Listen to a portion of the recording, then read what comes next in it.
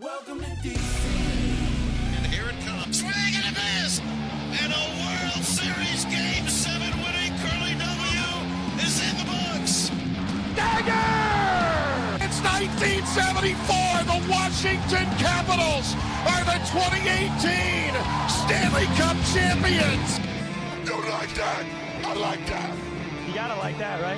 Despite all this, despite the churn, my approval ratings keep going up. We are ready to give our 500% support back to this franchise, back to this city, back to this team after Snyder leaves. And then this is the poo-poo you put on the field. For the very first time, the Washington Mystics are WNBA champions. The Washington Commanders select Jaden Daniels. I'm going to support fake teams that can't ruin my life. Did you call bank? I call game. Thank you. Sorry to keep you waiting. Complicated business. Hello, one. Hello, all. Episode 371 of the DTC podcast. My name is Joe. FP is here.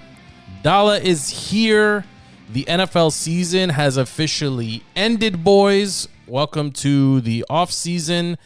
It begins anew. We are about 21 weeks from football. So that's where we are. That's the state of the pod. I mean, we're definitely going to talk about the Super Bowl. There's two halftime shows that need to be discussed.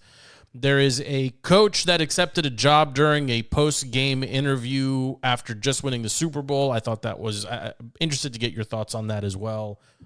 Darnold is a Super Bowl winning quarterback at this point. There was so much actually that happened yesterday that was better than the game itself. Drake May sucks. Yeah, I figured, the over-under was 3 minutes, and I think 2 minutes and 12 seconds into the show was the first Drake May sounder from FP. So that clocks. That's about right. Yeah, I mean, you were very vocal in the offline chat. That was maybe, in all the years we've been doing the show, FP, that was the least discussed game Super Bowl that I can remember. There was basically no chatter. That might be the most painful football game in general that I've seen in a very long time. Like that Super Bowl, it was on the level of like a Jets versus Browns Thursday night terribleness in terms of entertainment value. And just I just have complaints all around. The NFL has such a huge problem on their hands for having like the Super Bowl becoming this massive entertainment event, and it's just crap now. Like the game sucked. It should have been Bills Rams. The commercials are terrible. Everybody just punts to the hold on. So you're upset about everything. Hold on. So you're upset about you're upset about the game itself, the teams that were in it, and the production value, everything. Yes, all of it. Okay, all of it. Don't give me Chris Collinsworth, Mike Tirico. First of all, I don't know how that man can do NBA on NBC. Yeah, but be careful. Don't kill Tirico. Super Bowl. I love Tirico. No, Tirico's phenomenal. Did you see he was doing Welcome to the Olympics prime time on the field as they were celebrating the Super Bowl? Yes. That's ridiculous. Yes. But everything else is trash. The teams are trash. The gameplay was trash.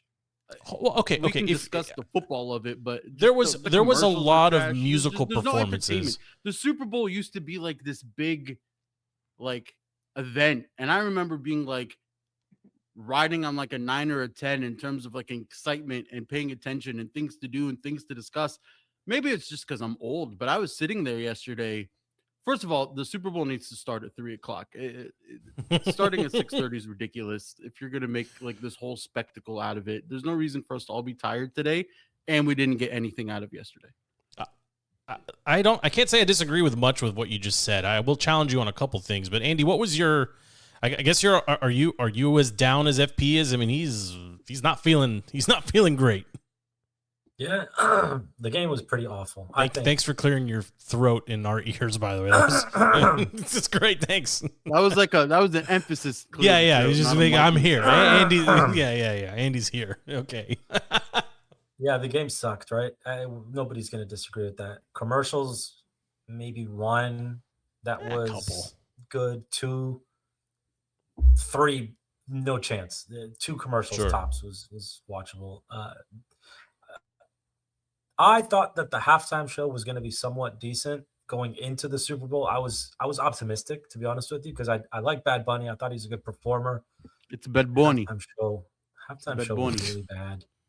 Really? And not only that, but like, have you guys seen the clips of the point of view of the folks that were in the stadium watching the it's like, Super Bowl it's show? like your Yeah. neighbors have a party. It was such a horrendous production for the folks in the stadium. It was like, But a I'm maze torn with up. trees and But honestly, I'm was torn not on a that good one because halftime show. you're right. You're spending thousands of dollars to be there. There's 60,000 people there. There's 25 million watching on TV. So putting the point of emphasis, I guess, on the TV production or how it looks on TV is not the worst decision. I might be in the minority here. I mean, FP, did you watch the halftime show? Andy wasn't thrilled with it. The official halftime show. Did you see it, FP? Did you watch? I watched So the the TV whole production version show. of it was kind of entertaining. I just didn't understand a word he said. It was entertaining. I just didn't understand a word. Took away from it. I'll separate my takes on the halftime show in two, right? Musical value and production value. I enjoy Bad Bunny's music, but it needs to be more of like a headphone audiophile, feel the bass type atmosphere. It doesn't really translate to me. It doesn't really translate to a stadium type song, right? Because it throws the emphasis on lyrics. And I don't just mean like they were in Spanish versus English, whatever. I just mean audio quality. It throws the emphasis on lyrics, and that type of music, you have to feel the music, right? Tell him, sitting there FP. dancing Tell to him. it. He's basically Everybody's dancing sitting right there- now.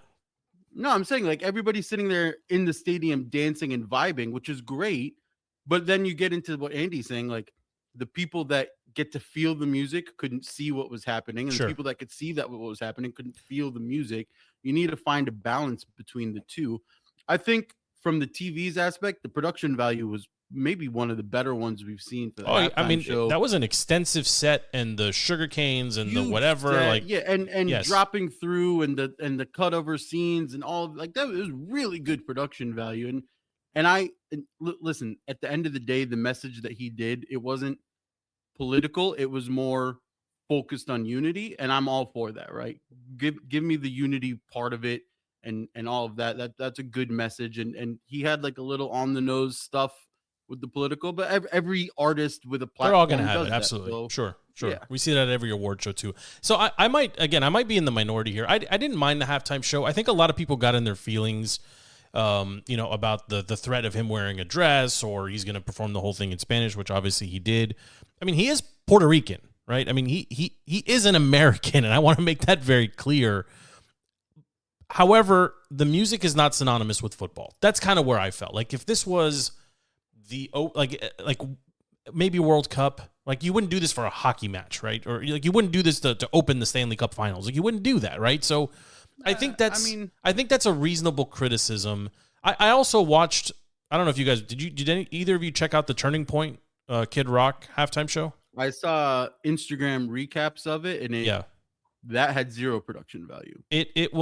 My biggest thing was Kid Rock just lip syncing a pre-recorded event. Yeah, I mean, and like the microphone never being in front of him. But Kid Rock at least make it better and rock and roll. I think it just fits better. I think it's a weird criticism, and I understand how it sounds, but I hope people hear it, for what I intend it to be here. This is not a hot take. Kid Rock is more halftime show of an NFL Super Bowl than Bad Bunny. Doesn't mean that he's better. No. NFL Super Bowl halftime show, you have to be a top charting artist.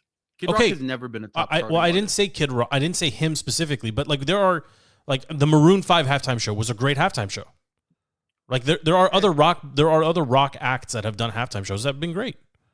Right? I mean, like there's if you look at the string of halftime shows that you've had, let's say like pre and post Nip Slip with Justin Timberlake. Okay. Right?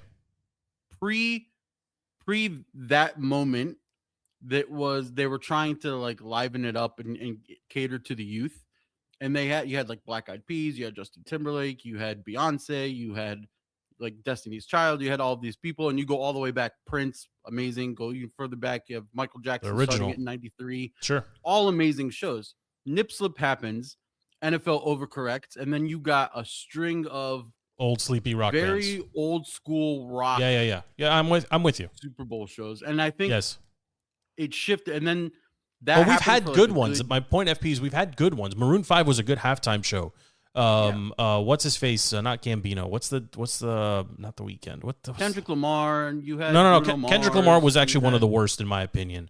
But like the LA, the SoFi halftime show with Dre and Snoop, that was a great show. So it was fine. I think the people that were like adamant that it was the worst halftime show ever, I don't think we're paying attention to it at all. I think they're being hot takey and trying to be, instill a certain, feeling or way. I don't think it was terrible. Like, it doesn't rank in the bottom halftime or Super Bowl performances by any means. It was a good production. It was a good set. I didn't understand much of it, right? I mean, that's the main criticism, is that it, I don't think. I mean, there's a lot of people that said they didn't understand Kendrick Lamar's, and it was similar criticism. And that's fair. And honestly, it's fair. That is a fair point as well. And it shouldn't be. That shouldn't be a politically charged statement. Yeah, it shouldn't be. And I agree with you on that. The one thing I don't understand, though, and Andy, I don't know if you have a thought on this, why doesn't any other network, I mean, Turning Point ran basically, a counter Super Bowl thing. Like, they tried for those 20, 30, 40 minutes to steal some eyeballs. Why doesn't every network do that? I guess this is just an open-ended question, but it's got to be like some kind of licensing issue. Like, it's got to be, right? Or like you're saying, like, the NFL doesn't want any of its partners, so like Fox and Amazon can't like run counter programming. You can't associate halftime show or Super Bowl NFL halftime show with a different production. There's no way to let that. I mean, that's fair, but like, what stops a band from performing on X on? Just don't call it. I mean, there's nothing, but you can't call it an NFL. Yeah, but listen, you're not gonna pull eyes. Did you see the numbers? Did you see the numbers did you see the numbers that the Turning Point Kid Rock show did? I mean, I've seen different numbers. I've seen 4.7 million is the number. 4.7 up to 10 in like somewhere between 4.7 is that's not a small audience. That's not 135 million. No, well, of course not, right? But the whole idea is the counter programming. Like, is there a market for it? Yeah, I don't know. But I think from strictly like viewership ratings, there's no point in paying to compete, because the whole thing with the halftime show is it's on TV while everybody is at their party or whatever. Sure. Re-upping on food, getting more drinks, talking, whatever, and they're just kind of waiting it out, right? It's not supposed to be the focal point, right? Like, it's a 15-minute concert while you're getting a new drink. That's an interesting point too. Or whatever. I feel like growing up there was always I don't watch football, I'm here for the commercials people. I feel like those people have dwindled. Like, as we've just gotten older and we don't pay attention to them as much, but like the commercial only people generally aren't as prevalent, I think, as they once were. The commercial only people now are halftime and commercial people. Like, that's fair. My wife. That's fair. Like, only care about the commercials and halftime. But so what did she think of the show? What did she think of halftime show? She thought it, like me, she thought it was entertaining, but the problem is like we couldn't connect to it. We didn't know what he was saying. Had we been like Spanish speakers or even like understood a fraction of Spanish, I feel like we would have connected a lot more with it. That's fair. And it would have felt completely different to us. Or if the music was just know what he was saying. Mm-hmm. Like I was sitting there in a basement with like elite surround sound setup, right? Like Sonos speakers, Sonos sub, like all around you, like the speakers that were presenting me the halftime show were doing nothing to help the halftime show, because the music itself wasn't coming through in the broadcast. And I think for those of us that enjoy Bad Bunny, like Andy said it, I said, we enjoy Bad Bunny. We don't know what he says when we listen to it in our car, but it sounds better, right? You can vibe with it better because you feel it, right? You feel bass, you feel energy. You're getting it through the speakers. It doesn't come in the Super Bowl show. And you need to almost find it's a hard formula, right? You have to find like a top charting artist, across whatever genre that has all eyes on them in the moment. Who can But carry you a also have to find one. Yeah. They have to be You have to find it. Yeah. they have Has to to be come This was all a marketing stunt. Like everybody always knows, like this is him or Goodell in the NFL trying to reach a different market. So, yeah, I mean, it's but all see, part but of the okay, but grand this scheme is of things. It's I'm the glad you bigger brought that picture. up because in the end, this is my primary issue. I have two primary issues with the NFL. One, they can't consistently tell me what a catch is. And two, the need to constantly try to export this game to places that don't play the game doesn't make sense to me. Right? It's different when the EPL says we're going to put some exhibition games in America. Well, America does play soccer, just not at the level of the Europeans, but we understand the sport and we have, an academy system that supports teams and we have a professional league. Like there is familiarity with the product and we have our own version of it. So yes, we're not getting the A1A players, right? We're just getting exhibition players or roster fillers, but we understand the game. This constant need to export the NFL to Brazil and to Spain and to France and to Germany, like everywhere they've tried to play American football, including NFL Europe, has failed. Right? So this constant, and next year they're going to Australia, like this constant pressing need to make the NFL big outside of America, to me, is problematic.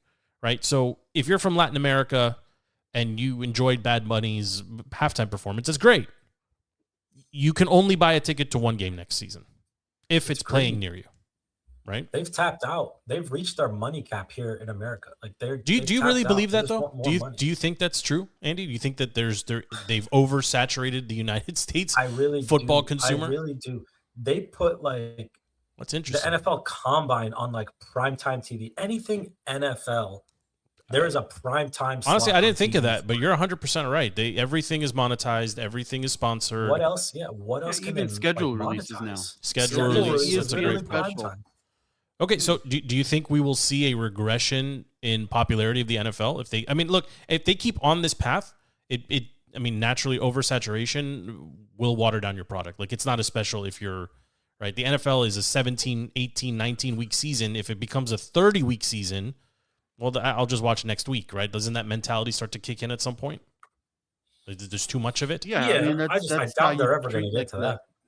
No, but I think what the NFL needs to do is ensure that the product that they're trying to monetize is good, right? Make the game good. You do that by fixing all of the complaints that we've had prior to the Super Bowl. That's fair, FP. But to Andy's point, this was a trash game. The football side of it, this was a trash game. You should have never had Seahawks Patriots. It was terrible. You have to change something. You have to make all playoff games not impacted by weather. You have to redo your seating. You have to fix officiating. This was not the two best teams. Okay, hold on. But You're throwing a bunch of stuff here together. The officiating was not a problem yesterday, and it wasn't a problem with the exception of two or three plays. I know. I hear you.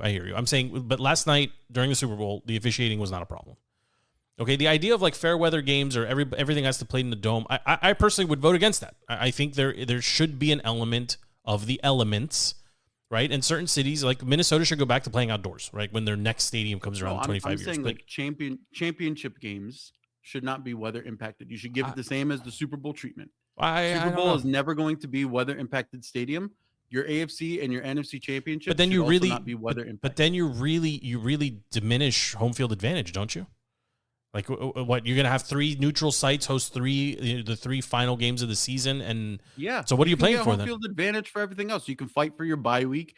You can fight for home field to get to the conference game. But once you get in the conference championship, neutral site. So no the Skins, hopefully, God willing, one day we qualify to have a first place finish and a bye week, and we get to the conference championship, but we have to go play in Carolina because Carolina's hosting. No, because DC is going to build a stadium, a dome, right? All of these new stadiums are being built. They're being built with the idea of we want to host the Super Bowl. We want to be weather. It's not a terrible, honestly, it's not a terrible idea the way you're describing it. But how do you do the Eagles hosting the Eagles as the 1 seed are playing in the Commanders building against the Lions because the Commanders building was select? I don't know. Still talking about the product on the field because I feel like we didn't even close that loop out. No matter how terrible the product is, they are going to get their money because we are obsessed with football. I would challenge you on that because the NBA was untouchable for a long time. The NBA was untouchable for 3 decades, basically. They ruined the product, and the product was ruined by the terrible the on court. It's different. In the NFL, like, you don't have a LeBron James. Like, it just doesn't. There's no one player. Well, you had it for a little bit. Everybody was kind of sick of the Super Bowl when it was Tom Brady, and then they got sick of it when it was Pat Mahomes. Like, you kind of see it a little bit, but it's just all of yesterday, and this is the first time I felt this way watching the Super Bowl. From 3:30 when I got to like the Super Bowl party that I went to freaking 10:30, 11 o'clock, I was just bored. There was nothing. The pregame shows are all terrible. The commentary is all terrible. There's no real like reporting anymore. All the fluff pieces. Then you get into the game.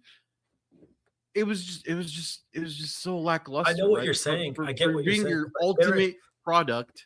There is never going to be a year that you don't watch the Super Bowl. Like, that is how locked in America is on football. There is no chance. Yeah, but this is the first year that I didn't. This is the first year that by the start of the third quarter, I was checking. It was a bad, but I mean, look, we fighting to stay away. We've gone 21 minutes. We haven't even talked about the game, right? I mean, that's how bad the game was. I don't even recall in the history of this show coming on the Monday after a Super Bowl and spending 20 minutes talking about anything except the product on the field. Like, we haven't had a stinker like that in a while. I feel like you have some poo-poo to eat. Because of Sam Darnold? No, and thinking that we drafted the wrong quarterback and going on and on about bring it, Andy. Bring it better and this and that. Bring it, Andy. Drake. I mean, I don't even know what you're talking NFL about. To be honest, has thrown for he threw a lot yesterday, but he was terrible. He is not who everybody thought he was. You have to remind me. I don't even remember what you're talking about. I don't even know what you're talking about. There was a stint. I don't know if you're being sarcastic or not. But there was a stint in time. Yeah. It was not Drake May's best performance, and what FP and you have been saying for weeks leading up to this played out exactly. Unfortunately, this game played out exactly as everybody predicted, including the three of us last week, which was this likely won't be competitive. The Patriots really don't stand a chance unless Drake May goes absolutely bananas, and Seattle is a complete team. Like, these are all things we said, and it played out exactly that way. Now, why couldn't I vote for the kicker to be the MVP? I'm not entirely sure. I don't have a problem with Walker winning it. I mean, I think KW9 had a great game. I mean, that's the truth. Yeah, and he's a free agent, and he's going to make a boatload of money somewhere else next season. But he was very deserving. Like, no challenge from me on MVP. But it's Drake May was. They were never in it, right? I mean, did anyone feel differently? Like, the Patriots were never in that game. Not at all. I mean, the opening drive, 7 punt possessions to start the game. I mean, there was no chance. I mean, I don't know. I think it's more a testament to Mike McDonald and calling that defense, because he was saying, like, they were reading the O-line, right? They were reading the Patriots O-line. They knew exactly what was coming. They knew exactly how to blitz. They knew exactly what to do. The Patriots couldn't adjust. They couldn't course correct. They did nothing right. They kept falling into the same blitz trap to get a 100%. sack. Like, 100%. They felt that's just poor product, right? Like, you're a Super Bowl team. Yes, it felt like the Patriots ran into. Never should have made it. Yeah, they shouldn't have been there, right? It felt like what happened to the Commanders against the Eagles last year. Like, they just ran into a buzzsaw that didn't even skip a beat. Honestly, we actually played really good against the Eagles. It's just we had so many stupid turnovers. I don't want to revisit that, but like, our wide receivers kept dropping the balls. Your product wasn't as bad as what the Patriots were against the Seahawks. I mean, okay. I mean, I won't argue it. I won't push back on that too much. But I think the reason I remember that is because I just watched the highlights of that game, and we actually balled out. We played really well. It's just we had so many turnovers. Oh, when when he houses a touchdown on the first play of the game, you're toast.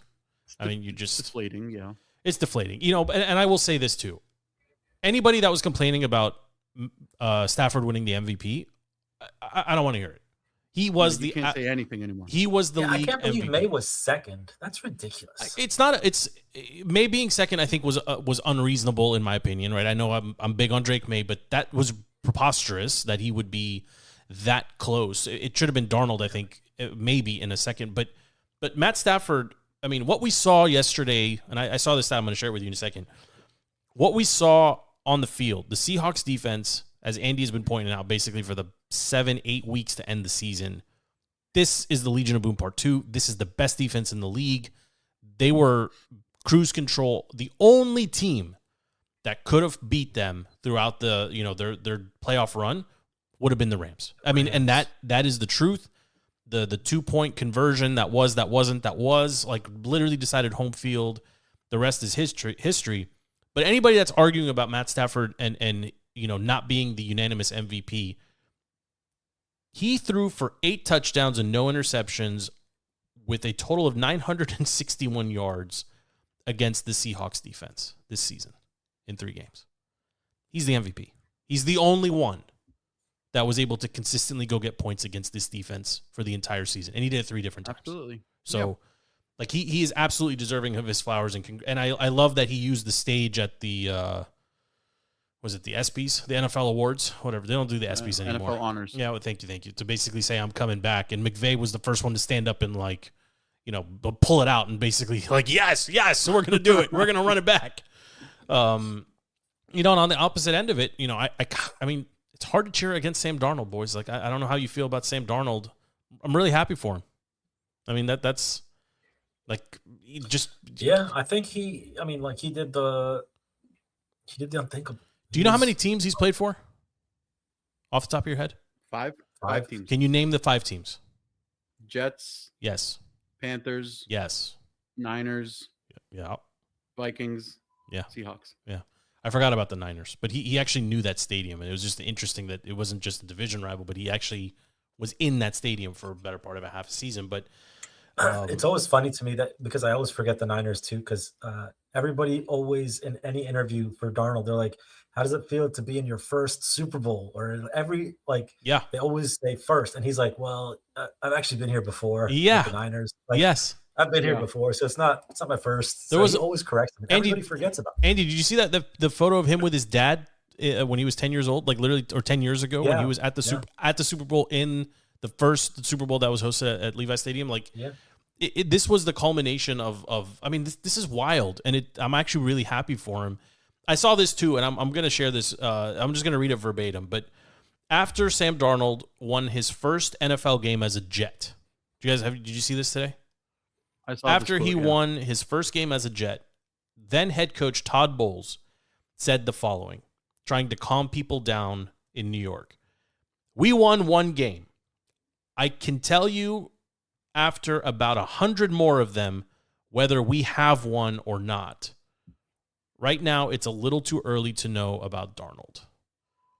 Do you know what game number Darnold played in yesterday? The Super Bowl in his career? 101. 101 was yesterday. That's pretty cool. How sweet is that poetic justice? I was so happy for him, just as a competitor to get this. And honestly, yeah, the Vikings should fire their GM. I mean, that's the truth. You had this guy in your building. He won 14 games last year. You said, no thanks, we're going to go with the kid. He just pulled off another 14-win season with an NFC rival team, secured first place, and won the Super Bowl. Could it not have been the Vikings, boys? Could the Vikings not have been in this exact position? It definitely could have been the Vikings. Yeah. Yeah, I mean, but again, just to pivot back on the Patriots here for a second, they're missing 1 key piece, in my opinion, because their defense actually held. They need a one of one wide receiver, and there's one that we talked about previously, a little disgruntled, has experience with Vrabel, that they should go get immediately. So I don't know if they're actually 1 piece away. To be honest with you, I think they were put together with bubble gum and paper clips and Band-Aids. They are not built from the draft. They're built through free agency. I don't know. I'm not going to sit here and pretend like I know their contracts and their situations and who's making money and who's not, but they're probably going to be somewhat like us. Like half that team's probably not going to be around again next year, and they're going to struggle. It's my guess. Well, I would say after yesterday, probably one of their bigger needs is shoring up that offensive line because they couldn't give Drake got May wrecked. any time, right? And a lot of it was on him, but like the left tackle was struggling, the whole line was struggling. He was getting sacked. It was a Super Bowl sack record for the Seahawks. Like, you can't. And here's the thing: you would have noticed that earlier if they had a tougher schedule, if they were playing better defenses, if they were going against opponents that were really challenging this team. And you didn't really see it until they went up against the Seahawks. You're like, oh yeah, they like the cupcake schedule really shined yesterday because the Seahawks weren't doing anything special. They were rushing. It was a very vanilla game. It was a very vanilla game. Yeah. There was nothing exotic there. But did we not call it exactly like this last week? I mean, I mean, we almost hit on my score of 35-10. Like, that's how much of a blowout it was. Did anybody have 9-0 though going into half? I mean, it was tough, man. It should have been Bills, Rams, or Bills, Seahawks. The Bills are the best AFC team, or the Jaguars.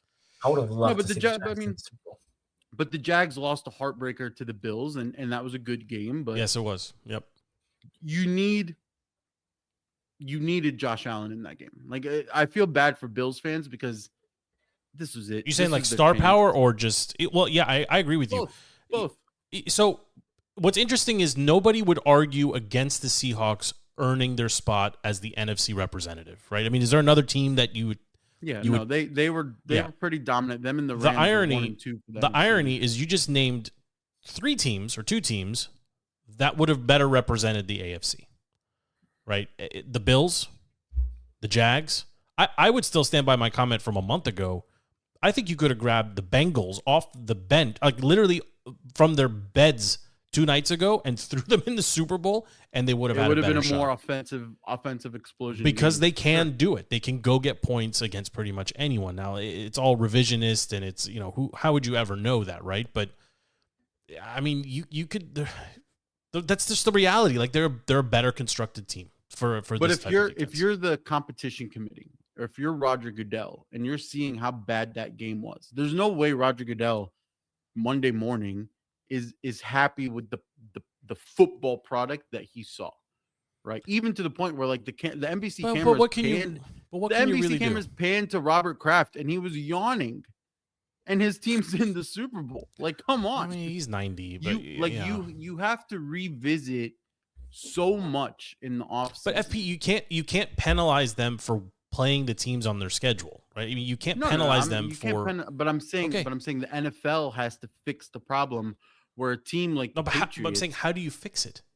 Like what did they do wrong? They beat everybody on their schedule. No, but I'm saying you need to do small things. You need to do small things. No, you need to do small things. Or you need to be able to challenge any and every play outside of a 2-minute warning. Every coach, if it's a pass interference or a catch, not a catch, the competition. Yeah, the Bills win their game. We screwed up. We need to make it that you can challenge these types of plays, or instant replay helps with these types of plays, or if instant replay shows a penalty that was missed, we can retroactively go back and throw the flag. There's so many little things. Well, I would say on that one, I don't think you can retroactively call a flag or call a penalty.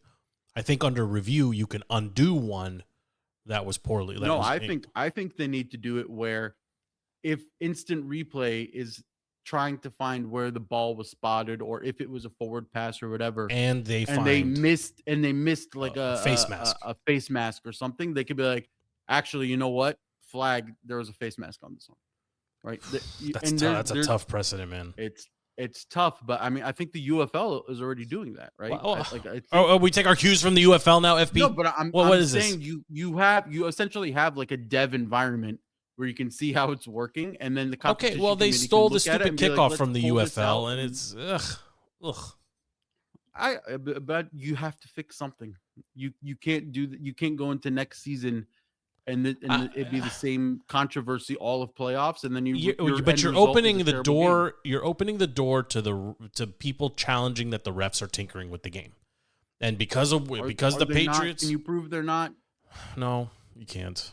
I mean, you have Giannis saying he's going to be traded, and then 5 minutes later he says he's on. I love the that you Telstra brought that board. up. I love that you brought that up. And gambling let is the AI clip Every this. single commercial was AI gambling and cryptocurrency. Let me be very clear about this. Okay, this is Joe's take here on Giannis. He should be suspended for the remainder of the season. Agreed. Season over And for fined Giannis. significantly. You can't start a rumor to run up the prop betting on you getting traded on an unregulated site or online bookie that you own a piece of, just to basically, it's the most dishonest and disgusting thing I've seen, or like that has been proven in a long time. But looking at that, there's no way you can think that there isn't bleed through in sports gambling controversy in the NFL. Of course, we know there is. Wasn't it gonna ruin sports? Wasn't it? Who was the receiver that was suspended? The Falcons receiver that was suspended for the remainder for like a whole season because he was gambling on sports.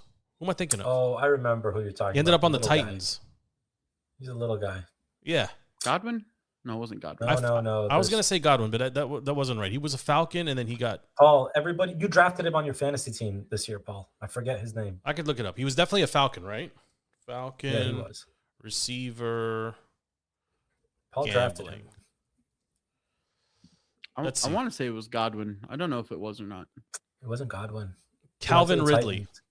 Calvin Ridley. 2020, suspended for the entirety of the 2022 season for gambling on games he was involved in. Giannis literally just did the same thing. And I was killing Giannis leading up to the trade deadline. We were remiss here not talking about the Wiz a little bit, but you can't own a piece of an unregulated platform, start a rumor to make millions off of a rumor. Like, it's not right. This isn't right. And Giannis, on top of that, like, people forget, 4 of his 17 brothers are on the freaking Bucks roster. Wherever he goes, there's 4 other ones that go with him. Like, there was no chance of him getting traded because he has so much freaking baggage. Anyway, I digress. Yeah, of course. But the point is, bringing it back, like, something needs to change. Competition. I just don't know what, because anything you do just opens up, like, you could just have a supreme veto power if 30 owners say we don't want this team in. Like, I mean, I don't know. It just seems very difficult to try to police that. But no, however the season plays out. You can't really mess with that. I'm saying before the season starts, you gotta like, even the whole hip drop tackle. We're gonna emphasize this, but then they didn't know when or what to emphasize when you saw it. Like, there's just so many small things that they can correct that improves the product, that makes it so that the fans believe in what they're seeing, that you go away from saying this is the WWE to no, this is truly a competitive sport. This is the NFL. It is a real product, a la what you're getting with like the NHL, right? Like, nobody's second guessing calls and refs or whatever in the NHL because they're so crisp with it, right? I mean, yes, I agree with you. That's a fair point. Does anyone disagree though? Like, the better team won yesterday. I don't disagree. Yeah, for sure. But did you see the bit about how Sam Darnold and his rushing yards? Did anybody catch that? No, I did not. So the over under on his rushing yards was 5.5. He had one long run in the entire game. I think he got like 11 yards or something like that. Everybody who bet the over, fantastic, great. And then again, more conspiracy theories. I don't know if it's true or not, but like, it seems like this is popping up a lot. Like, right, every time some crazy, gambling prop loses or wins in the last second, everybody's got a problem with it. And I don't know if it's true or not anymore. But there was 2 minutes to go in the game. Sam Darnold the Seahawks had the ball. They were up by 1 million. All they had to do was just run the ball with Kenneth Walker and run the clock, right? They didn't run, or Sam Darnold missed the handoff and then decided to slide and lost exactly 6 yards on the play, bringing his total down to 5 instead of the over, which was 5.5. Jeez. How many times are we having these conversations about specific plays and players that are just so lopsidedly like obvious that something is going on? But it's impossible to ignore. Sports gambling are ruining sport. We saw the Browns punt it from their opponent's 29. Yeah. Okay, like never forget. Never forget. I did want to touch on what do you guys make of Kubiak announcing he was taking the Raiders job while celebrating Honestly, the Super Bowl when you win? said that, I didn't know that happened because I'm not gonna lie to you. As soon as they announced K9 as the MVP, I turned the TV off and went to sleep. Yeah, I mean So I missed they that. had been talking about Kubiak to the Raiders before the game online. Like it was pretty much a done deal. But he was being interviewed and he was saying, tonight's for Seattle, this and that. And the reporter kept pressing him. I forget who it was. She was doing a good job, just kind of pressing a little bit more. And he's like, yeah, hell yeah, I'm taking the job. I'm going to the Raiders, but for tonight, I'm celebrating with the 12s in my Seattle. I don't think there's anything wrong with that. Yeah, I mean, I don't. Here's what I would say. FP is being the head coach of the Raiders better than being the offensive coordinator of the Seattle Seahawks? Yes. You do really believe that? Yeah. I don't know. I think you're getting an opportunity to be a head coach. It's immediately going to be better. You're probably going to get Mendoza. You have a lot of weapons there. You have a brand new stadium in Las Vegas. Everything's could be trending up with the Raiders, and you can almost view it the way Mike McDonald did with the Seahawks, right? Like the pieces are there. You just need my touch, and I can turn you into Super Bowl product, right? And with Tom Brady sort of stabilizing the ownership of the Raiders, right, as far as headlines go, right, it's not necessarily a bad destination. Andy, do you agree or disagree? Would you rather, if you were in his shoes, do you stay and try to run it back with a team that largely is intact, or do you go? No, I mean, it's a promotion any way you look at it to be the head coach. You can orchestrate your coaching staff as you wish. You can still bring some of that magic to the next team that you're going to. I get the personnel is a little bit different, but hey, this is your baby now. This is your company, your CEO. You can do what you want with it. So I definitely would take the head coach. Yeah, I think at this point everybody has a coach, or no? Are we still? Did the Browns hire anybody? It's still waiting on Arizona, I think. Who'd the Browns hire? They took what's his face from the Ravens, Monken. Oh yeah, that's right. So who resigned from the Jim Browns? Jim Schwartz, the DC, because he got passed up. He has like a little Greg Williams syndrome. He thought he should have taken over. Well, I mean, his defense was pretty good. Yeah, he probably should have gotten the chance. Who'd Miami hire? No, not Salah. Huntley or something like that. Salah went to Tennessee. Yeah. Yeah, some Such a good offensive hire. coordinator from like somewhere. So everybody sorted except Arizona. Arizona, I believe. Yeah, it's wild. And then you also got Cliff going and joining the Rams as I don't know what I don't know what that position is either. With McVay, assistant to the regional manager. Yeah, I don't know what I don't know what. I that will position tell you is. this: Cliff with McVay, they're probably going to dream up or scheme up the most insane offense we've ever seen. I don't know, FP. That creativity from Cliff may be dead, man. I don't know. No, but I'm saying McVay he would be the best filter of whatever Cliff cooks up. If it meets McVay and then McVay takes it, puts his twist on it, or his, Wonder Boy, Rain Man football mind to it. There was a graphic I saw. All of the coaches that we attribute to like the Skins were all assistants on McVay's staff at one point. Did you see that? Yeah. Like O'Connell was his OC at one point. LaFleur was his OC at one point. Didn't the other LaFleur get hired? The other LaFleur got hired. Where did he go? He just went somewhere. He was the OC under McVay, and he just went somewhere too. Yeah. I don't remember where he went. I forgot where he went. Yeah. It's I mean the offseason is upon us at this point, right? We're 2 months removed, we're 1 day removed from the Super Bowl. We're 2 months away from the draft, right? And then the interest will peak at that point. Then we get the schedule, and then it's the cold dark. It's going to be a while, but we do have the Olympics. We have the NBA. We have the NHL. Andy, are you watching any Olympics? You've been killing us for the last couple of days that we're watching too much. I actually was just watching curling before we decided to hop on. Could you? So intense. Did you watch this? It's the semifinals with Italy. Hey, no spoilers. No spoilers.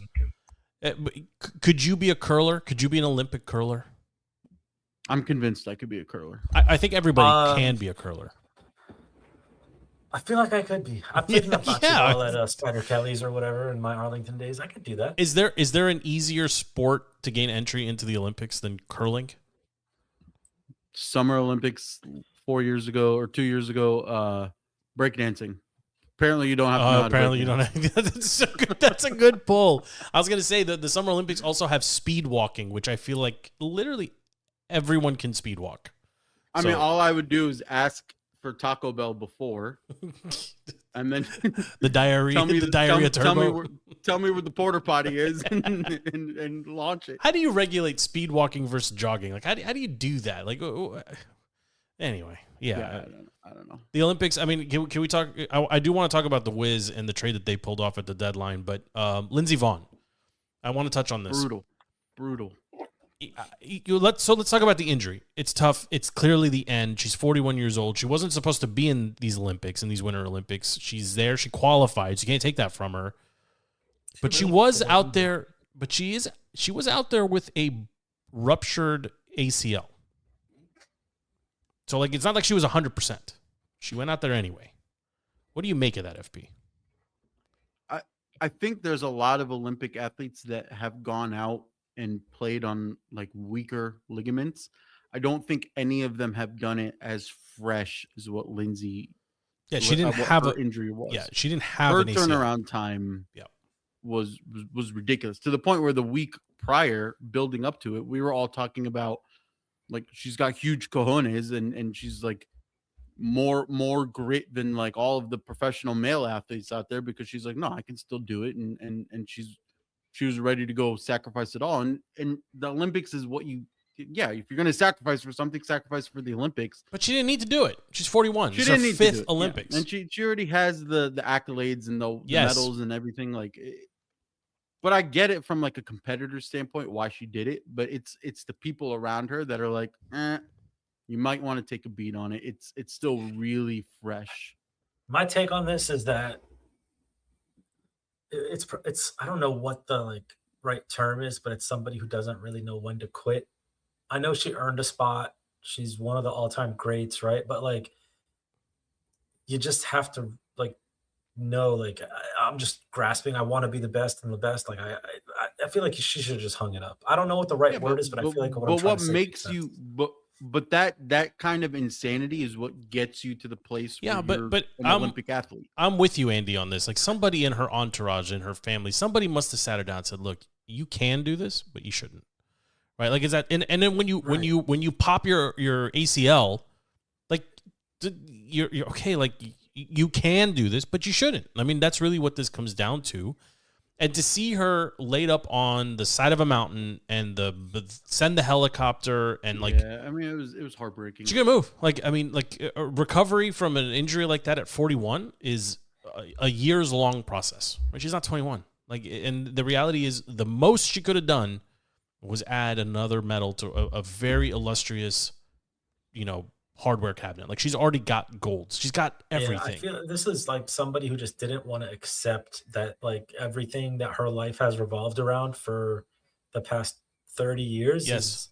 It's over. Like, yeah, she just wouldn't accept it. And in the end, the mistake that got her, I mean, it was very technical in nature. I mean, her pole got stuck. Like, very technical in nature. And it's wild to me too. Like, what I found, like, I always thought, when you go sideways like that, the skis are designed to like snap off. So exactly what happens to her doesn't happen. But I think I'm wrong on that. I think at this level, they're basically bolted to your feet. Like, they do not detach. I can understand where she's coming from, because it's the whole what if part of her life where it's like, you don't want to live the rest of your life of being, what if I went out there? What if I did get one more gold? What if I? But she's already got like 20. I know, but like that she's an Olympian, right? She has that competitive mindset where she's probably more at peace knowing that she got injured and it's over that way than not even trying. It's probably an easier pill for her to swallow. I don't know if I'm buying that. I think she'd rather have her legs intact. I'm saying I think it's an easier pill for her to swallow, that my career is now over. I went out there, I tried, I broke. Yeah. I can accept that over not knowing. I mean, or not. It sucks, for her. Yeah. I mean, there's no easy pivot, but have you been watching, Andy? You were killing us last week for like, who watches the Olympics? Skeleton is badass. Luge is badass. Have you been watching those? No, I have been looking at the men's hockey schedule, waiting to see when the U.S. plays. So Okay. February 12th, I'll be actually watching the Olympics. And You didn't watch maybe any of the figure skating more this past curling. weekend? No, I'm You not. didn't see Team America clean up? I will say they No. introduced Gold Zone, which is Amazing. one of the better. Yes. Like that's genius for the Olympics to introduce Gold Zone. Gold I could get Zone behind that. with I could get Scott behind Hansen. Like they have it. It makes the Olympics so much easier to digest. Yeah, I mean, there's I all. could get behind that. Yeah. Have you checked it out, Andy? It's very well done. I didn't know it existed. Yeah, It's on, that- obviously Peacock, right? It's everything's on Peacock. It also runs. I want to say it runs from 10 to midnight daily as well, or maybe it was 10 to 11:30. But Yeah, I think it's like right after the prime Yes. time broadcast. yes, but that's worth recording. Like even if you're not a Peacock subscriber, record NBC4 or USA. You like just do it.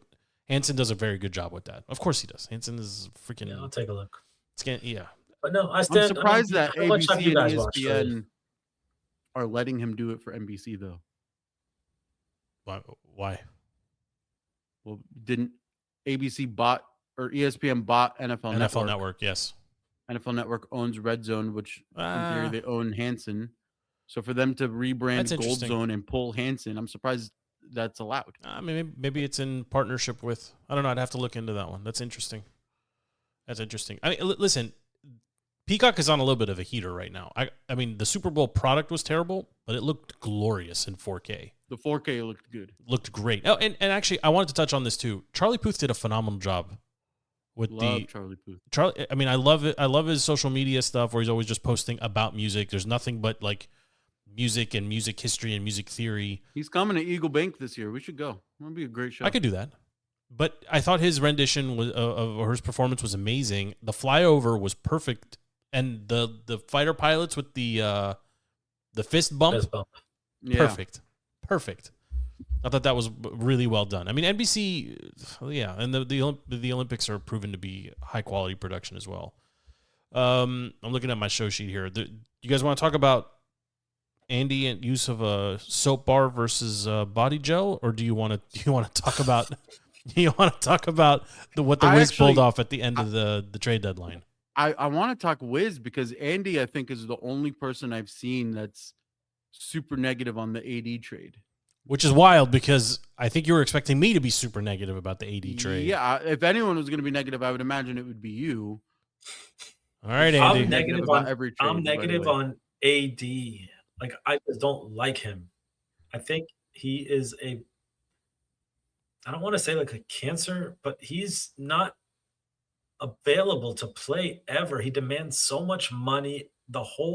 Any team he goes on, like the team automatic centers around him as the nucleus. And I get it. He's that good of a player, but he's just not there ever. So to completely transform your team around him is so stupid. And that's what I thought the Wizards were doing. I don't know if they're transforming the team around him, to be fair. Did you happen to catch what Kevin Durant had to say about AD selecting the number 23? First player in DC to wear 23 since Jordan in 2001.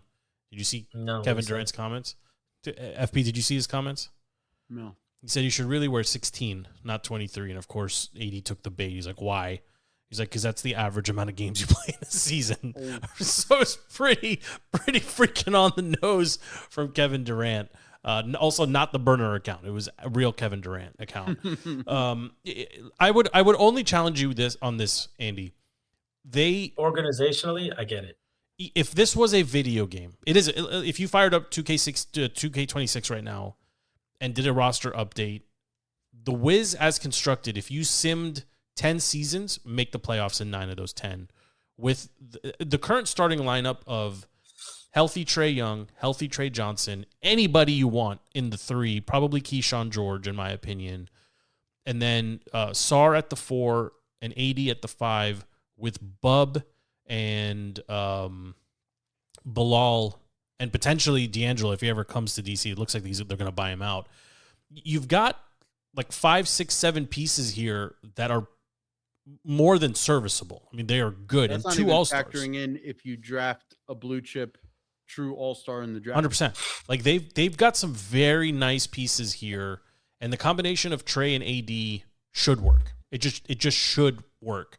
And Johnson and George are excellent perimeter scorers, right? Yes, Bub is the big loser in all this because he'll go basically to 6-man land with Bilal, but the combination of Sarr and AD is just too sexy. It's just too appetizing to ignore. Yeah, absolutely. For 10 games, it's fantastic. Yeah, of course. Yeah, okay. I mean, think, that's the problem. That's the problem. I think what's happening is, and this might be the asset management that the Wizards are doing, I think it's also playing a role in almost forcing the NBA to prove that the lottery isn't rigged. And to be like, look at this team we've assembled on paper. Yep. However it plays out in the season. Look at the players that we've assembled. This is a big market with now a competitive roster, quote unquote. Make sure we don't get screwed again with our draft pick, our lottery pick. But what do you think will happen? It's so rigged. I think we're gonna not get it. Yeah, we're gonna draft like 7 or 9. That's where we always draft. Yeah, exactly. Yeah. But we should have a 3 where they can force it. This is the one season where if it is corrupt, the NBA should be like, you know what? Maybe we do give it to DC. Is that not what they did once upon a time with John Wall? Also, I will say this too, Andy. It's rare that John Wall and Gilbert Arenas agree on anything. They both love this trade. Like, they both really like this trade. Look, I know the trade makes sense organizationally, right? Like, we got him for pennies. Same with Trae Young. We got him for pennies. No draft picks. If it doesn't work out, the risk was very minimal. I get it. It's a good organizational trade, but from a fan's perspective, like, I just hate AD. Yeah, AD's gonna have to. Favorite. He's gonna. I mean, if he plays less than 45 games next season, it's a. Oh, he's not gonna play. I know, but where do you set that line? Like, realistically, where do you set that line? He's not gonna play 60. That's There's no way. Question. What's your take? How many games does he miss or play next year? Well, I think if he plays less than 45 games, it's a failure. I mean, and that's a low number. My guess is he doesn't go more than 30. Then it's not worth it. I mean, that's the honest truth, because then you're better off just letting the young guys keep learning at that point, right? I mean, look at what he did in Dallas. Like, he could be pretty influential in teaching the young guys. But he's never been that guy throughout his career. That's not his character. And the reality is, since the Luka trade, I don't know if you saw this stat. I think I'm going to recall it from memory here. AD had a total of 769 total points scored for the Mavericks in his career. Total. Luka has more than that in just the first quarter of games for the Lakers. Right? So if you're Dallas, you've got to be furious because Nico should be fired. You got nothing for Luka. You got literally no. But there's a whole conspiracy theory. We've talked about it on the show, FP, where all of this is a ploy to move the Mavericks to Vegas. All of this is just a move. Like, they don't want the funding for the team. They want to tank, basically, to justify their move. They want Dallas to pay for it. This whole bit, by the way, about billionaire sports team owners demanding that taxpayers foot the bill for their arenas and stadiums, it's a terrible bit. It's not fair. It's not right. Like, they have the money. It's your team. Your team needs a building to play in. Why is the city having to compensate you for it? I really don't like that bit. Like, the city doesn't own the team. It's one thing if the Packers need a stadium. The fans own the Packers, right? The fans don't own the Dallas Mavericks. The fans don't own the Commanders, for that matter. Why is DC paying a portion of the DC bill? DC did it a little differently, where a lot of the DC money is supposedly going to the infrastructure. No, I hear you. I'm just saying on principle, like, you own the team. Right, you own the state. Like, right now, Harris Group owns FedEx Field, or whatever it's called. Yeah, they won't own RFK in the end. Right, they'll own the rights to RFK, but the city will own the stadium. So what happens when the team leaves? Why would the team leave? I don't know, but they left before. Right? Did we not just have this happen like 30 years ago? They left RFK. It just became an eyesore. Like, it's your team. You want to build for yourself. It's your money. It's your team. Yeah, I mean, DC is different because of the government. Look at what happened with Teddy Leonsis announcing that they're moving the team to Alexandria. Was he ever moving the team to Alexandria? Never, not once. No, they're turning Capital One into like Tyson's 2 Galleria. It was just a strong arm it was just a strong arm tactic so that Mayor what's her face, Mariel Bowser, thank you, would just pony up. I mean, look, she ponied up money to refab or upgrade Capital One, and now she's paying money for the Redskins to come back to the city. Like, it's all taxpayer money, man. Like, I don't know. It's maybe I'm in the minority in this, but it's not right. It's not right. Okay.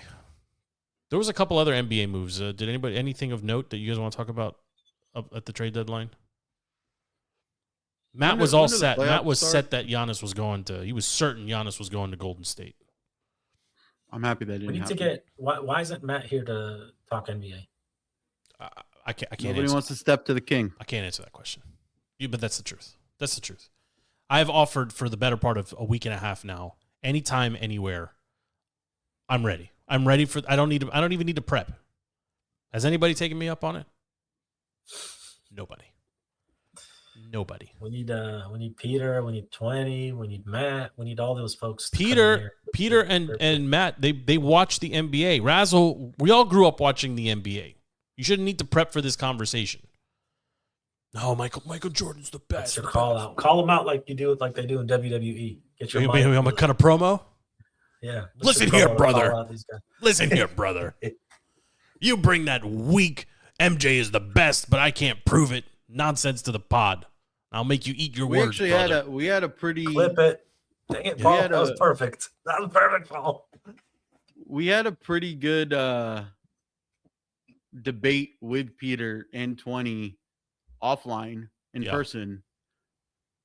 I was like, if Joe knew the conversation we were having right now and we didn't record it, like your head would have exploded. It was the exact conversation you wanted. Well, that's really helpful for a podcast to have the conversation when there's no microphone. Apparently, they're just allergic to doing it behind a microphone. I don't know. Well, did anybody make a coherent point? Something that would actually hold water? We actually had all of us had constructive points. Oh, that's great. So you did it. Well, I hope there was a secret taping of this episode. That'd be great. I'd love to listen to it. I think didn't you record FP or no? I did it one time at Glory Days, but not. I should have done it.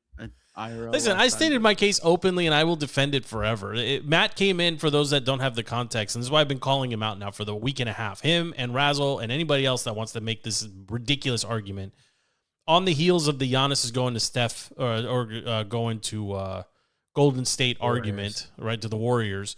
He went on and on about how this would be the greatest duo the league has ever seen, basically. And I just chimed in and I said, I just saw your message in the offline chat, Matt. That's ridiculous. Please, a little bit more respect for Kobe and Shaq. And then he exploded. He was like, oh, well, Pippen and Jordan. I was like, yeah, Pippen and Jordan would have been a better duo as well. Frankly, LeBron and Wade was a better duo than Giannis and Steph. And then it morphed into, well, Steph is the greatest point guard ever. And then I laid a very coherent and intelligent argument as to why that is the worst thing he's ever said near me or near the show, ever. Steph is not the best point guard in NBA history, not even close. And that's where we left it. And nobody will come on here and talk to me about it. I need someone to come up here and say Baron Davis is better. Well, Baron Davis would be a very tough argument to make, but I listen. Anybody listening to the show who wants to come talk to me about this, I am ready anywhere, anytime. Kyrie has a better bag, better handles. AI was the better pure scorer. And Damian Lillard, Steph's contemporary right now, is the better shooter. 100%. What about my boy Steve Nash? Steve Nash, I don't think you could argue Nash is a better passer. I just don't. But you look at just the contemporaries that Steph has had to play against his entire career. Primarily Kyrie and Damian Lillard. These guys are they are the same class of point guard. You cannot put one just definitively above the other. The reason everybody does that with Steph is because he owns the 3-point record, and that's great. He ruined basketball. Your God has ruined basketball. It's great. Thank you so much. God, you got me all worked up here. Get one of these losers in here, and I'll talk to them about this right now. I will make them eat their words. They're watching speed skating right now. Yeah, I'm going to go catch up. No, guys, come on. Let's not get back to the Olympics and synchronized snow angels and and competitive snowman Synchronized building. snow angels. Yeah, I mean, at one point, Matt. Now you got me all pissed off, Andy. Like at one point, he was telling me that Primetime Chris Paul. I miss primetime. Chris Paul did everything. Primetime Chris Paul on Chris Paul circa the Clippers. You tell me he didn't do everything for that team? Like everybody dies on the hill of Steph is the best point guard ever because he made 5 million 3-pointers. Okay, that's fine. You know who beat him in the finals? Kyrie. Truth. Sorry, it's a fact.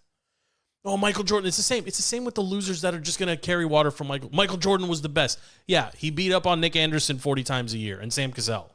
That's great. Kobe was going against T-Mac and Vince. Got them all worked up right when the show's about to end. I'm just saying. Like everybody just forgets like the quality of talent and who they were playing with. Yeah, the NBA was so amazing that Jordan took half a season off, came back, and made it deep into the playoffs. Right. There it is. Matt, Razzle, Peter, 20. You guys have all been called out. They won't. I'd like to think they listen to the show, but they don't. Well, I mean, I like to think they listen to the show. The truth is, anybody who makes it an hour and 5 into it, unless we're doing an OMC tagged on the end of it, the numbers show that people just fall off right at 47 minutes or so is where we lose steam. But I'll tell you what, if you listen on Apple Podcasts, the chapters, what's really interesting is when you look at the numbers, because the AI now will create chapters based on what we're talking about, and we can see which topics go bananas and which ones don't. It's kind of interesting. But is it when FB talks, the numbers go up? Yeah, something like that. It's when we start talking about Andy's bar of soap in the shower or FP's. Are we going to pretend like you don't have some wild shower takes? Let me see the numbers. You think people forgot about your toothbrush? You think people forgot about the toothbrush? The toothbrush in the shower is a pro move. Everybody needs to get one. It's fantastic. And you're a gel guy. Just tell us. It's okay. Yeah, I do put gel in my hair. And gel in your hair? That's not what I was talking about at all. Oh my God. Something about married scenes popping up in my head right my God. What are we talking about, gel? Yeah, I do gel my hair. FP's a bar of soap guy.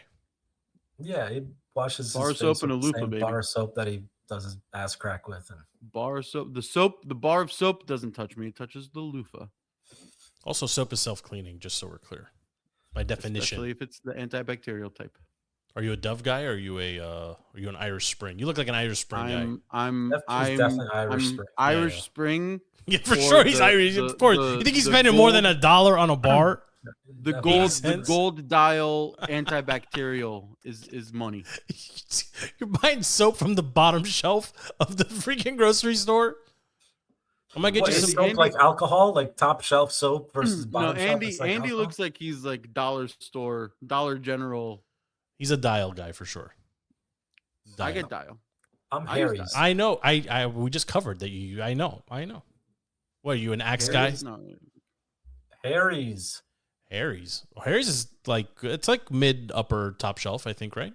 It's pretty good. It's like top shelf for CVS. There was a brand called Hawthorne for a while that doesn't exist anymore. I don't know. Dr. Sasquatch bar soap smells amazing. It does, but I find that it doesn't last very long. Yeah, like $8 also. That's I appreciate all the Christmas gifts. I always get them it's a weird Christmas. It's like a weird stocking stuffer to give somebody a bar of soap because like what are you telling me? But they're always nice bars of soap. Yeah, you smell better. I mean, it's like how else can you possibly take that, right? Like. Yeah, but who doesn't want to smell like bourbon and stirrups or whatever sense they have? Yeah, that's true. This Sasquatch stuff is good. Yeah. But I think we were an even split, gels versus bars. But it's okay. Andy and his shower takes. It's no problem. No problem. Anytime. Anything you want to plug, Andy? Oh, man, no. I actually didn't prepare for a plug today. Hold on. Come back to me. Okay. FB, you want to plug anything? Anything happening in Caps land? No, Olympic break. I don't think we revisited how bad the Super Bowl commercials really were this year. I mean, I'm happy to stay on and talk through it. They were so bad. Instacart was a good one with Ben Stiller. That was a good commercial. The AI Dunkin' Donuts regenerative youth commercial where you got all the 90s guys. I got a chuckle out of it. I got to be honest. I got a chuckle out of it. It was hard. The one I liked was the Alexa one with Helms, whatever, the guy from Thor. With Thor, yeah. That was a good one. That one was okay for me. No Doritos. No Doritos ad. Yeah, no Doritos ad. I didn't see Coca-Cola. Pepsi went hard with the the Coke polar bears.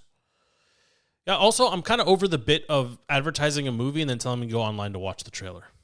I'm staring at my effing screen. Why don't you play the trailer? Let me see. Like, show me. Yeah. A lot of movies. Trailers actually. for trailers for trailers. Commercials for commercials for commercials. Yeah. Yeah. I don't know. Okay, Andy, what do you want to plug? Go. No, I don't have anything. No. Okay, so we stalled. We were okay. All right. Because I was no involved F1 in the takes. conversation. I didn't get a chance to think about my. Nobody's watching Daytona 500 this weekend. I will watch Daytona. Yeah, I mean, actually, Cadillac revealing their livery for their F1 car via Super Bowl commercial was pretty. Are they good running too. their own motors? Not until 2028. So who are they running in their Cadillac I think show? it's a Ferrari engine. It's probably Mercedes. It might be Mercedes or Ferrari. How, that's common though, right? Like, so what does Cadillac own on the car? The car. They're the doing engine. the development for the car. Okay. But they're using a different company's powertrain. But So that there's happens like across really F1. there's really like only 4 or maybe 5 engine. Red Bull just went to Ford. Audi's going to do Audi. Honda, Ferrari, Mercedes. Ferrari. Yeah. What about Aston? And they all use the other. What? I don't think Aston is a constructor anymore. What about Jag? Well, Jag is now Red Bull. Yeah. Red Bull's Ford now. They went away from Honda. But Ford doesn't have their own. No. So does Mercedes put the F1 same Mercedes motor in their cars in Cadillac's cars? It's the same powertrain and available parts, and it's up to the team how they use it and develop it and software and map it. And I saw a pretty good graphic. I'll share it with the group. I'll show you. Yeah, because this is interesting to me. Like Mercedes has an interest in selling parts or selling motors to the Cadillac team, but they have a greater interest in not giving Cadillac an advantage. You have to separate the automobile manufacturer from the F1 team, if that makes sense. Well, Cadillac is in it. Mercedes has their engine. Go pay us for it. Use it on your F1 team. Okay. Mercedes F1 has their own developed, like Mercedes is developing Mercedes. Okay. So Mercedes, powertrain? It's not the same engine then. No. But F1 regulations, everything is like very similar within like a fraction of a difference. So why not go all in then and just say everybody runs the same crate engine and every year it's just a different engine? Because then you're in NASCAR. Well, they're not running the same engine. They're running the same spec. Yeah. But like as far as I know, no one in NASCAR is running their competitor's engine. No, yeah. The Toyotas are running Toyotas. Everybody's running their own stuff. Fords. Yeah. I mean, the Daytona 500 is, I know a lot of people get up for it, even if they're not NASCAR fans. The commercial for it was fantastic. Yeah, and it signals the beginning of the, for us anyway, right? It's the beginning of the NFL offseason. And we do have an OMC on the books. It's a big one, 4 movies. I am through 2 of 4 movies so far. FP, have you made it through more than 2? I have finished 2. Andy, are you through 2 or less? 0. Yeah, it feels like he hasn't started. You're gonna have a long week ahead of you. I'd like to record that next week, actually, if it's possible. So you got some movie watching to do. True first OMC. Can you believe that we've been doing OMC for a year? Can you believe that? That's how long we've been. I'm ready for our 3rd show to take off. Yeah, Cadillac runs a Ferrari engine. You were right. Cadillac runs Ferrari. Okay. And F1 starts when? March. The 3rd week of March. I mean, it's around the corner at this point. 5-6 weeks. Mm-hmm. Okay, boys. All right. OMC 23 is next week. We got 4 Bond movies. No Daniel Craig. I don't remember off the top of my head. We'll attach them here. So I think I do remember. Live and Let Die is the Live and Let Die from Roger Moore. We've got Dr. No. From Russia with Love. No, sorry. From Russia with Love is Connery. Live and Let Die for Roger Moore. License to Kill for Timothy Dalton. And Tomorrow Never Dies. Yeah. Those are our 4. So we've got some holiday weekend James Bonding to do before we record next week. Thank you, boys, for making time. Andy, always a pleasure to see you. You look great. FP, thanks for making time. I love that Commander shirt. I don't know where you got a red, white, and blue Commander shirt, but it's freaking money. That's a really nice shirt. My name is Joe. This is episode 371. Congratulations to the Seahawks Super Bowl champs, Super Bowl 60 champs. We are on I was going to say 23 and a half hour break, but whatever that is times 6. I do miss Tony Reali. We're coming up on the end, 1 year anniversary of the end of Around the Horn. We'll talk about that more in a couple weeks. Thank you for hanging out with us. Until next week, we are out.